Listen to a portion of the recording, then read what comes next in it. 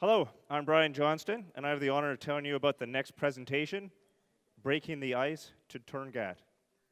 We're going to hear from a group of 6 who went beyond fallen waterways across northern Quebec and Labrador. Their route included a first descent of a river to the North Atlantic Ocean. They also went upwards to a mountaintop. Their expedition was not short, and it wasn't an easy park-like paddle. Rather, their chosen route was long and difficult. We're going to northern Quebec and Labrador, from boreal to tundra, but also from one side to the other. Yes, we're going from saltwater to saltwater over a mountain range. It was all summer long, from June to August, and it was a long trip, 1.5 thousand kilometers. It was a long time traveling together and living together, 6 friends in maybe not so big canoes and not so big tents. In many ways, it was a big trip. So big water, big ice, big skies, big views, big beauty, big bears. So we have to think big. Dream, paddle, portage, hike, connect science, nature, and culture. Fortunately, the team has a passion to share their experience, and we're happy to have several members of their crew here tonight. And I can tell you they've been waiting all day to present. So just before we get there, I want to share a funny story and interesting fact. Presenters have to fill a little bit of paperwork and send it to Alex. And on that form, you have to put down if you need a ticket for your friend. They wrote down, no. So I read that as, they have no friends. So we need to welcome Charles, Guillaume, and Nicolas to show them that they have many friends. So I need to get you to raise your hands really loudly and please welcome.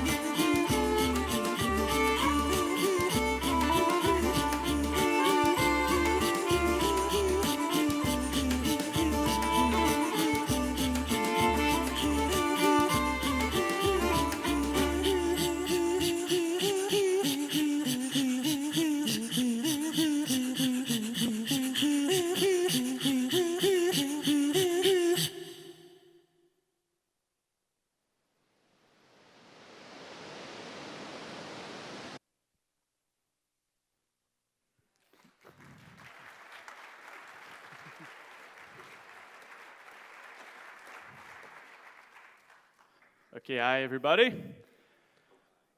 Hi. Okay, we been long day, lots of presentations, so we decided to start with a teaser. That was footage from our expedition. And yeah, that's it that we take with cameras and drones during the expedition. So we decided to start with it to kick it a little bit. We are here to talk about a scientific expedition that we made last summer called Expedition Accord. And yeah, so well, we are three paddlers from Quebec. We are here, I'm Guillaume. Let me introduce you, Charles, just over there, and Nicolas. And I planned this trip 3 years ago. I was going back from another canoe trip in the Northwest Territory when I was exploring the Peel watershed and the Mackenzie Delta and the Arctic Ocean by canoe. And as soon as I came back in Quebec, I knew that I wanted a new project. And one of my friends told me about the Torngat. And surprisingly, I've never heard about it. So I Googled it, as simple as that. And as soon as I saw a picture of it, same picture that we just show you, I knew that this was the next place that I wanted to see and to explore. As my expertise was canoeing, I wanted to go there by canoe. So I start thinking about friends who have enough skills and crazy enough to follow me in my idea. And happily, Nicolas and Charles both say yes. So together we set up a team, bigger team, with Sarah, that was the girl of the expedition, and Pierre-Luc, and Philippe, so we were 6. The route, we wanted to go to the Torngat by canoe, and we wanted to start as close as possible as Quebec. So we start at Schefferville, taking the Depas River and the George River to the Ungava Bay, then crossing the Quebec-Labrador Peninsula by paddling up current the Korak River, then making a portage, at least 10 kilometers portage across the Torngat mountain range to change the watershed, paddle down the Peel, and then reaching the North Atlantic Ocean and paddling the ocean all the way down to the Inuit community of Nain. So that was the route. It takes maybe around 1 year to just set the route, and it was hard to confirm the feasibilities of this expedition because we were running out of information. As example, the George River is a well-known river. Maybe lots of people in this place have paddled the George River, but nobody paddled the George River during the ice breakup. And there's a good reason why. It's because it's quite dangerous, as you will see. So yeah, but after 1 year, we decided that was the project, and the idea was to go see the Torngat Mountains and the Monts Berville, which is the highest mountain in Quebec. Actually, it's the highest mountain eastern of the Rockies in Canada. So we wanted to climb it on our way. And so the idea was really to push yourself and to flirt with the edge, the limit of the canoe, maybe. Exploring the limit of what we can do with a canoe. So after 1 year of set up the route, we passed another year just to finding sponsors because most of the team are still a student. So we have a lot of time, but not a lot of money. So we needed a financial support for the project, and then all the maps and all the food. Most of the people here knows all about it. So the first part, George. All right. So let's jump right in the first part of the project, which is paddling down the George River all the way up to the Ungava Bay. So, like Guillaume said, most of you must know that river. It's beautiful. It's super wide. It has those huge valleys and so many hiking opportunities. So we leave on the 8th of June. Spring was late this year in Quebec City. It was late as well in the north. So we had a first challenge to face, which was going through 160 kilometers of frozen lakes. And when I say frozen, I mean 4 feet of ice, frozen lakes. That was first challenge. We had to pull our canoes behind us for that distance, constantly fighting the cold. So it was closer to winter camping than canoe camping at this point. Sometimes it snowed, other times it rained, and the wind was constantly blowing in our faces. Specifically with the rain, it was a big challenge because the ice was very slippery. So we attached ropes around our feet to get some adherence to the ground. That worked pretty well. And the heat finally catched up, and the ice wasn't strong enough to support our weight anymore. So another good challenge here, just to keep going forward in those conditions. We finally reached the Depa River, which was completely flooded. It was very cold water. We had to manage the paddling down big rapids without managing the risks. But it felt really good to paddle after all these days of walking on ice. The Depa River, as you might know, reaches the George River just above the Indian House Lake, which is a 100 kilometers long lake. So on this picture, you can see that Sarah Jane felt like showing up some skin. She was the bravest of us all. But she soon regretted her decision when we arrived at the Indian House Lake to see that it was still frozen. I don't know if you guys can see with the canoe at the bottom of the screen, but the 3 little dots there, that's our canoes. At this position, the lake is approximately 2 kilometers wide, and there's a lot of open water all around the place, so that makes our progression even more difficult than before. So we developed a good technique to manage the water to ice or ice to water transitions. But the problem is that the ice on the edge is very thin, and it's sometimes it would break under our weight. As you can see, the left canoe has a harder time to get on the ice patch at this point. So we would do those kind of transitions many times during the day. And like I mentioned, the summer was catching up, so the ice was not strong enough now to hold our weight. So we constantly passed through the ice. We had to grab our canoes to pull ourselves out of the water, so that was a little sketchy. And finally, we faced enough water that we could paddle through the ice blocks or the ice patches, so that felt also very good. We walked about 10 days on the frozen lakes. And that led us all the way up to, finally, the George River.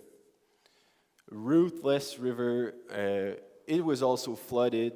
Ice blocks were sometimes going down the river at the same time as we did, so it was another risk to manage. And those ice blocks would get pushed on the sides of the river and piling up into huge ice walls on the sides. So on this picture specifically, it's approximately 5 meters high, and we are lucky enough at that point to have some bit of land to get off our canoes. But this was not always the case. At some points, the ice wall was up to 8 meters high, and there was completely no land to take off on. So, but obviously, we didn't have time to take a picture at that point because it was just challenging enough. So here's a good example of a big rapid that we would need to portage at this point, but as you can see, accessing the portage is quite a challenge in itself. So we had to find a way to put our canoes out of the water. Then we would need to walk on the ice blocks on the side of the river. And as you can see, they're much bigger when you're close to them than when the drone takes the picture. So after the long portage, you have to put the canoes back into the water, which is also quite of a challenge. And as you can see on Guillaume's face, it's exhausting. And so you guys know it. As when the days pass in the expedition, your barrels get lighter and lighter. But in our case, it wasn't true, and I'll let Guillaume explain you why. Yeah. Well, hell of portage, as you can see in my face. But the funny part is that I don't know if I mentioned it at the beginning of the presentation, but this is an expedition, a scientific expedition, which means that we have to do science in the same time. And I'm making a PhD at the Laval University, so I'm making a doctoral work. So I'm studying science forest. So in our case, we had to take wood samples, and which is quite heavy. So let me just explain you really quickly this project.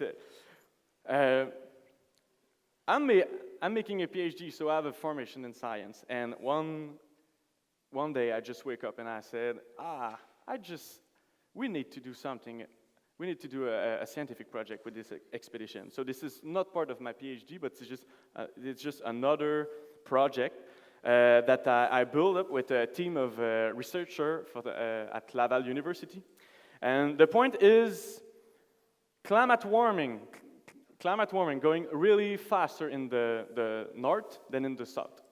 And these big rivers, the George River and the Cork River, they create valley, and in these valley there are woods, there are forests.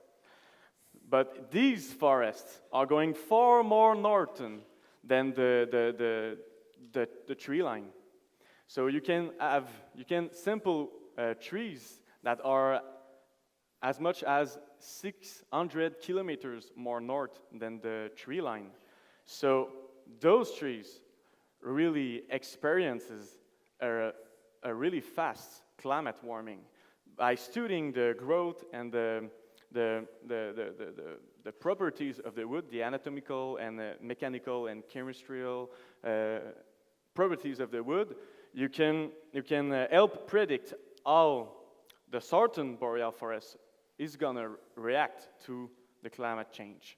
And as you may know, boreal forest is the largest biome on the planet.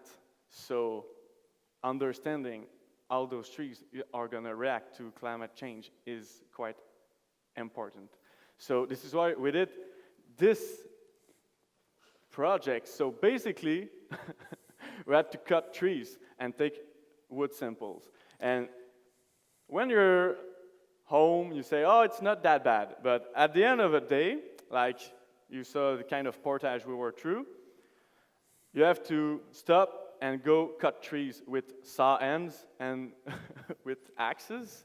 So this is a huge challenge. For me, it was extremely interesting to try to develop a rigorous methodology, a rigorous scientific methodology that fit with that kind of expedition. With all this is really a huge challenge because you don't have lots of space, and you don't fly by helicopter and just cut trees with a chainsaw. And then you have to carry all the wood with you all the way on. So that was an interesting challenge, and finally it works really well, and it was a quite success. And all the wood samples are now at the Laval University, and with a team of researchers, we are started the analysis. And as an example, which is quite interesting, last week we finished dendrochronological analysis that revealed that trees of that size that we harvest are around 300 years old. So that size, it's really, really, really small trees for 300 years old. It's more than 10 times older than when you go at Earth latitude. So it's the kind of stuff that we are going to explore.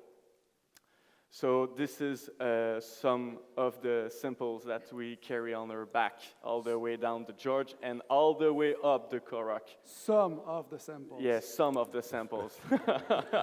So you have to be extremely motivated. Go back to the...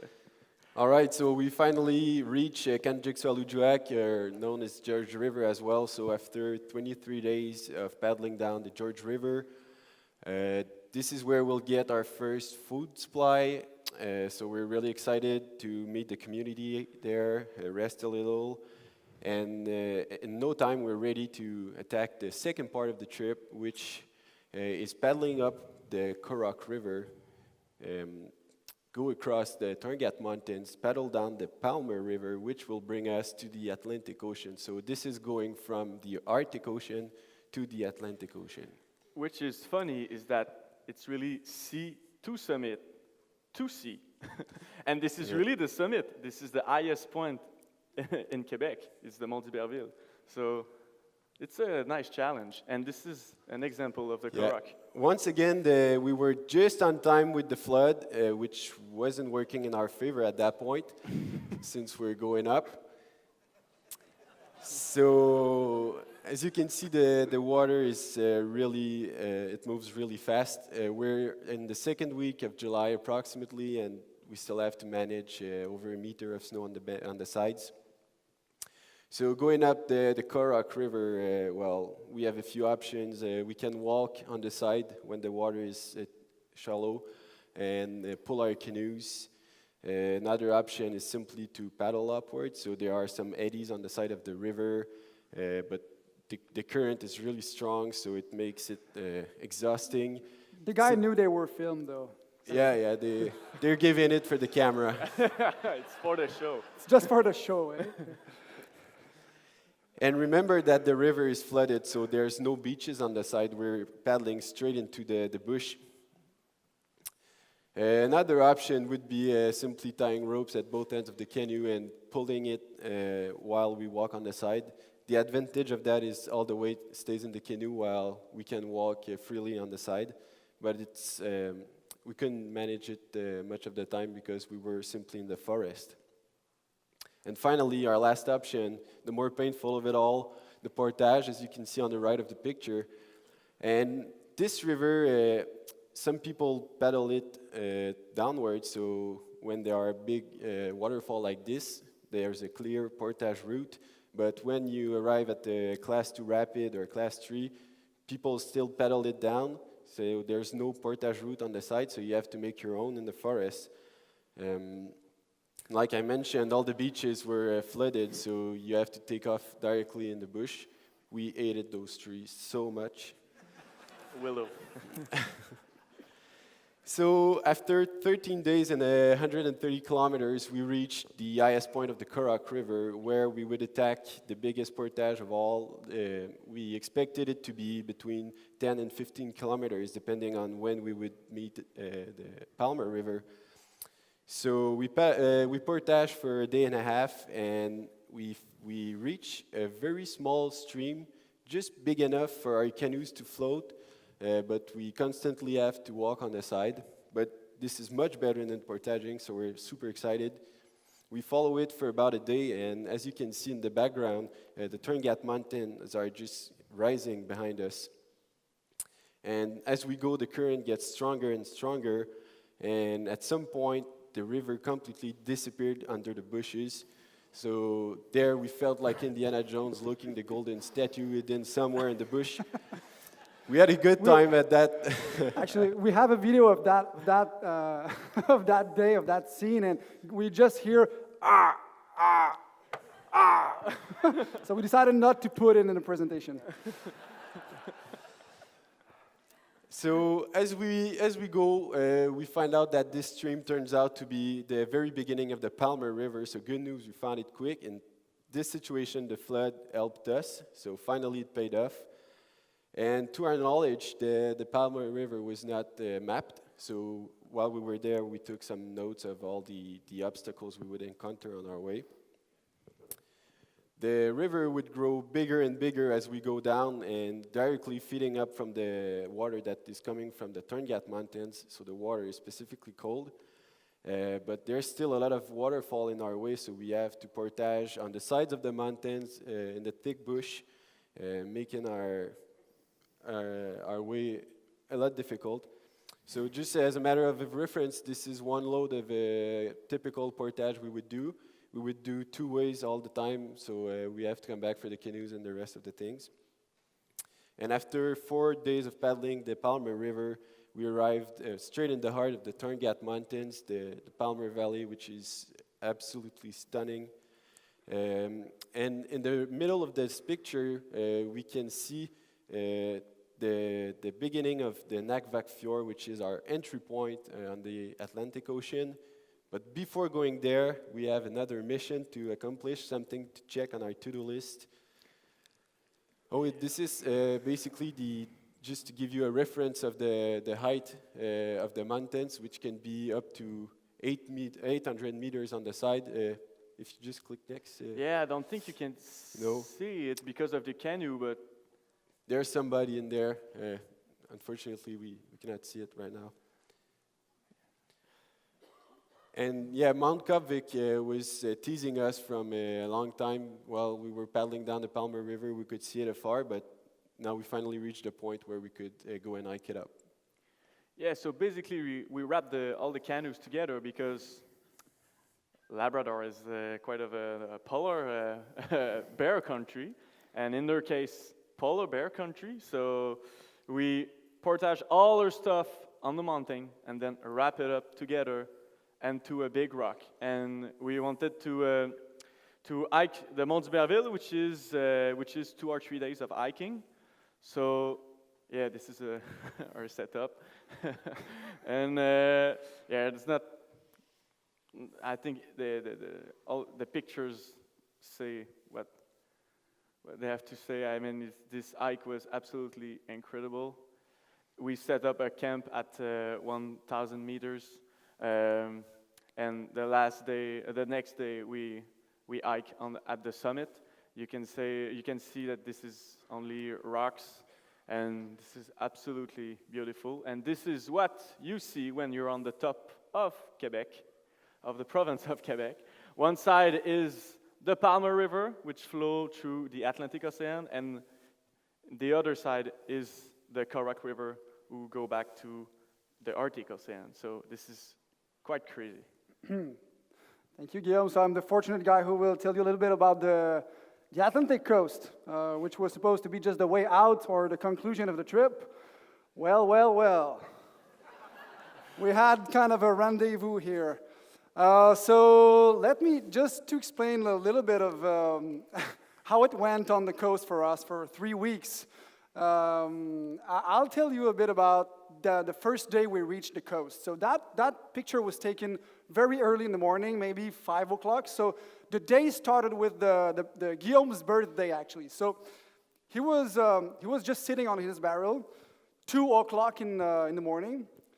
He had a duty to accomplish, so which was actually to be the bear watch, because that is a particular bear territory, bear fjord. So many Inuit guards told us that they can see over 14 or 15 bears only in that fjord, Nakvak Fjord, which is like 25 kilometers long. Just to mention, polar bear. Yeah, polar bears. We're talking about polar bears here. We're talking about polar bear right now. Yeah, polar bears. Not black bear. Important detail. Yeah, really important. So Guillaume is watching for bears, and he wakes up. Actually, it's his birthday, so he wakes up at 2 a.m. 2 a.m. Then he does the bear watch. Then he comes. He wakes up us. How do you say in English? Wake us up. He wakes us up, and it's time to leave. 5 in the morning. So the idea was to just run the fjord paddle it as fast as we can. So that's a little seal coming to say hi, and that well. So that's it. That's the fjord. We just paddle as strong as we can. So at the end of the afternoon, I think we've done like 30 kilometers or so. Yeah. So that was just the afternoon, like 5 hours of paddle, and then we reached the Atlantic. So our scales of the land is messed up compared to the Palmer River, which is like just a little stream. So maybe if you can see the summit at the right of the picture, it's like 800 meters high. Yeah. And the point, which is at the right, is 10 kilometers closer than the one at the left. It's from the other way around, but anyways. Yeah. So we finally arrive at in the Atlantic. We turn the corner, and then we have to go straight south for 600 kilometers. So This is our way back home. we knew that's the way home. So we knew it was going to be very hard because it's not done so often, that region in canoe. And we knew we took time to make sure to know every spot we can stop during the day. Because there's many places, actually, you can never stop, basically. Because it's too steep, the cliffs are too steep, too high, so you have to know always during the day, you also have to know where you can stop in case of a polar bear, something, or in case of the Bad weather. weather shift or anything. So on the picture, we just realized now that you can't stop anywhere on the picture, and that was always like that. So we paddle, and we know there was a spot like 15 kilometers further on that day, we can stop there. So 2 p.m., 3 p.m., maybe 4 p.m., then we reached that spot, which was supposed to be a little plateau. And there was the plateau, wonderful place, but still very sunny outside. And when it's sunny, you paddle. And there's sun till like 11 p.m. So we told ourselves, well, we have to continue that day. We have to continue paddling. So we paddle. We just decided to not sleep there. Mistake. No sight further. We spotted another, maybe there was a site somewhere, so we arrived at that site another 10 kilometers further, and there was no site. Actually, there was a potential sleeping site, but it was jacked like 20 meters above us, so impossible to stay there. So we were kind of tired, and Pierre-Luc even cried. At that point, he cried a little. Yeah. He's not there to defend himself. Anyways, so finally we were just evaluating in that kind of environment for the first time of our lives. So just enjoying the moment, but being very, very tired for that long day. We've been paddling for like 50 kilometers that day. That was the first day on the Atlantic. So finally we reach that spot, so exhausted. We just told ourselves, okay, let's sleep there. So we just climbed that cliff, which is like 10 meters high on the plateau. And then that was the end of the day, maybe 9 o'clock p.m. Yeah, 8:39. Still Guillaume's birthday, just by the way. It's So the same day. Guillaume went to bed, Charles went to bed, Pierre-Luc is brushing his teeth, and I have a duty. It's my turn to start the bear watch that night. So from 10 p.m. to midnight, I'm going to stay awake, and just with the 12 gauge shotgun, my pepper spray, my very long knife, and all the kit, the bear fence. We had like everything, okay, but still. So I'm doing the bear watch. And suddenly I started to see some very strange rock formation, so like that kind of stuff. So from that time in the evening, I started not to do my job so well. I'm getting, look at the tent, I'm quite far away from the tent, so maybe a bear can just come out from the cliff and it's been my fault. So I feel a bit bad. Do you forgive me for that? Or Keep on telling the story. okay, We'll see. okay. I find this, then I find this, and so I start to be very astonished by what I find. This is Rama quartzite. Rama is a bay on the coast, which was very known for its special rock. The Inuit and the Thule culture used to carve, and they used to make knives and tools with that quartzite. So we found many chunks of that on that all along the coast. Actually, we found this, and we're far from being archaeologists, but the AVATAC team from Quebec, Labrador, they told us to take pictures of stuff we would find and just make sure we take GPS waypoint and every information, every data to give it to them after. So we took pictures of everything, and finally I find this. So I don't know what to think about this. I tell myself it's not an old tent ring. What can it be? So I scream, Peter, come and see that. Peter arrives, and I see a bone. So Peter is he likes to be right, to always have the last word on everything. So he's saying, yo, man, it's like caribou bones. I'm like, no, that's not caribou bones. It's way too small. So he's like, yeah, my girlfriend is doing a master on caribou, man. Shut up. So I know what I'm talking about. So I'm like, no, you shut up. That's way too small. So I'm like that. And suddenly I see a human skull. And so, of course, we've taken many pictures of this for the archaeologist team from Insatiable.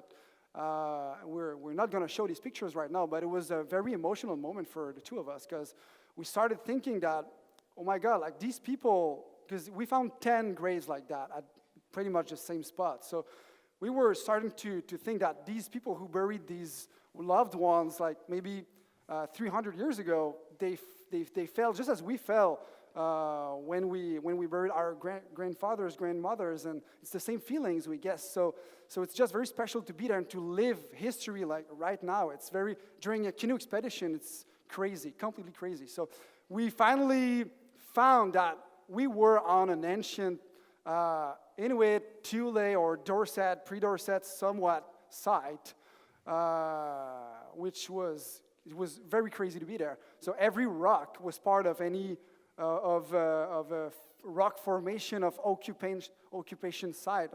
So yeah, it's crazy. So we took so many pictures, and as we came back home, we decided to gather all these pictures from the 18 sites we found, like, because every single night on the coast we found old tent rings, old occupation sites like that. So we just decided to take the 3 sites the most relevant to us. So we sent the data to the Insatiable archaeologist team, and a few days later we received a confirmation that this site was never discovered before.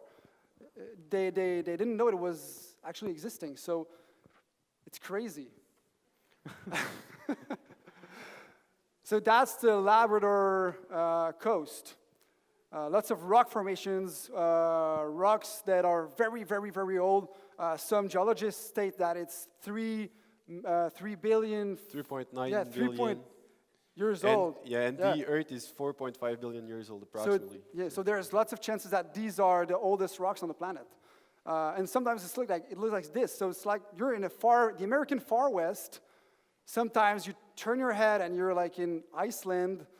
It's very weird wonderland you're paddling in. And the day starts very early in the morning. Maybe you always wake up at 5 to beat the wind. So that looks like this in the afternoon, because in the morning and in the afternoon, if you don't pay attention to weather signs, you can have to sleep in this kind of cliff very quickly. Look at the iceberg on the picture. So that was taken at noon, the picture, and I'm not joking. Exactly 5 minutes later, that picture was taken. We took this one. So have you seen the movie The Mist? Mel Gibson? No? Anyways. So you have to paddle straight to the coast to make sure you're safe and everything. So you always have to adapt your day, to adapt your plan, to adapt your way of paddling, constantly adapting yourself. And finally, you have to deal with Nanook. We saw 10 polar bears in 18 days on the coast. There's bears everywhere, polar bears, everywhere. In the night, we had to, the bear watch had to load the gun and to advise the guys that there's a bear near the tent. 3 times it happened during the night. A bear like 10 meters, 15 meters away from your tent, sneaking you around. So it's frightening. The big difference with polar bears and black bears is that for polar bears, you're really part of the menu. Yeah, you're part of the menu. Actually, you just don't know the reason why he's coming to see you, but it's clearly not to sing a lullaby, right? You're really feeling that you're not at the top of the food chain anymore. It's really like that. It plays in your head, yeah. Yeah, really it's like that. There is one portage on the coast you have to do, or you can do, and we found face-to-face to a big polar bear in the only portage. There was always bears in the cliffs, or in our launch sites, bears everywhere. And it's taking a lot of our sleep time. That picture is not a joke. He's just very exhausted to do the bear watch. I mean, paddling 30, 40, 50 kilometers a day is okay when you sleep 7 hours in your night. When you sleep 6, 5, 4 hours, it's coming to be very, very difficult, physically and mentally. So Charles just found dehydrated peanut butter for only recomfort that night. This is the best for the long nights watching the bear. So you sleep when you can, and that's a real picture. I mean, it's not staged or. And as you get closer to Nain, you get to cabins like that. Some of them are destroyed by nature or by bears over the years. So we arrive to this cabin and we tell ourselves, wait, if there's 4 walls, we can take the chance to not do a bear watch tonight, right? So we tell ourselves, okay, let's make sure it's bear-proof, polar bear-proof. So we found old nails and kind of a hammer, and you see the alarm system. Just for information, chair? the alarm system is the chair, chair over there. hanging. So if the bear puts his weights against the wall, the chair would follow, and we're supposed to wake up. Have you seen Blair Witch Project? It's pretty much like that. I mean, the tent is just for the mosquitoes. So that's the coast. 14 polar bears in 18 days. It's just normal. I mean, you're there you stay awake in the night for the polar bear. So when there's like 2 black bear playing with char, like 15 meters away from you, you just clap your hands, like, go away, don't wake up the guys. They're for polar bears, damn it. It looks like a mascot. The head is so freaking big. So it took us 3 weeks to complete the coast of the Labrador Sea, and when we got back home, and you look at these pictures and you really understand how you're dominated by nature. And that picture is very relevant of that. Out of proportion. I mean, that land is truly disproportionate from the way you're paddling, the way you're progressing in that land. And you're trying to put it all together. I mean, the icebergs, the polar bears, and the cliffs and everything, the wind, the waves and everything, the sound, the natural sounds of the waves and the cliffs. But there's one thing, the most important thing is that's Inuit land. And we are enjoying it. We are playing in that wonderland, but it's Inuit land. And you cannot take it apart.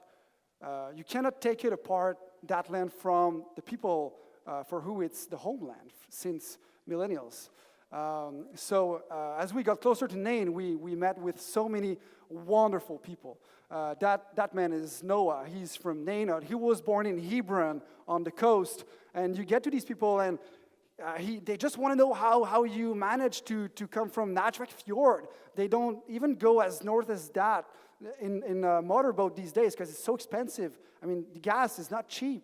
So they used to live, their parents, their grandparents were born on the land, very, very north. And I mean, you get to these people and they say, oh, have you been to that bay, Napaktok Bay? And you're like, yes. Oh, my mother was born there.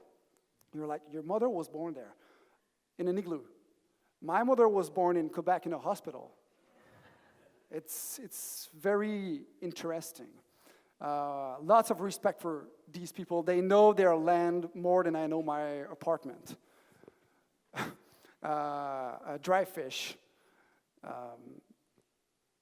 So it's the last day of the coast. The last day of the trip, actually. We finish the day, and we arrive at this cabin, And again, we tell ourselves, oh, there's the cabin, so we're not going to do the bear watch. We're going to sleep in there. So we open the cabin, and it's written, welcome to anyone who's in trouble and everything. So we decide to spend the night there, spend the evening. So we're cooking quinoa salad. And have you guys ever been in the home of someone in boxers cooking quinoa when the owner arrives? So I'm facing the window, and I'm talking to Peter. He's like that, and I'm like that, talking to Peter. And in the window, I start hearing, I'm like, God damn it.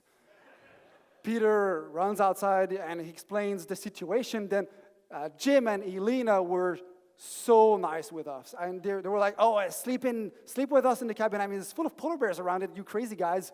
So we slept with them, ate with them, shared their story, and finally the morning after 5 a.m. we wake up and we wanted to do a big day, but 70 kilometers, we planned like 3 days to get to Nain, right?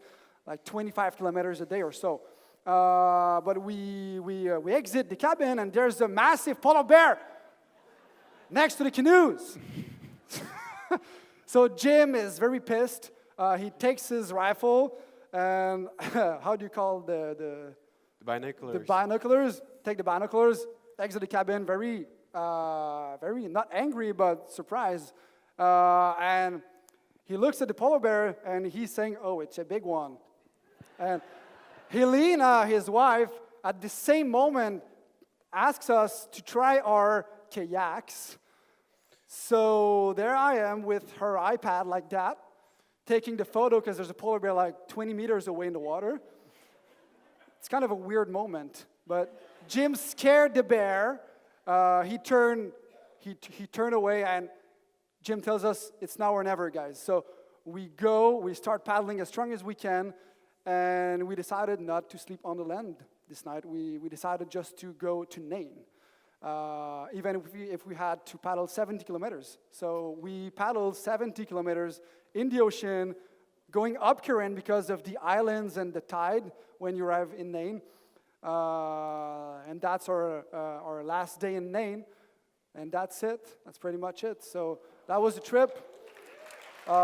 Just to conclude very fast. Thanks. Well, that's the, whoa, just come back. That's the good side of the bear watch. Is you get to see all the auroras? Northern Lights. Northern Lights, yeah, Northern Lights. And just to conclude, there's 4 things we figured that you need to have if you want to travel this land by yourself. Respect, humility, and a very good sense of humor. And the most important is really, especially for the coast, you have to be patient. Yeah. Because this coast is extremely hostile, that weather change really, really fast. And because of the steep cliff, sometimes you start your day and you cannot stop until the next spot, which is in 20 kilometers. So you have to give everything you have at the right moment to go to the next point.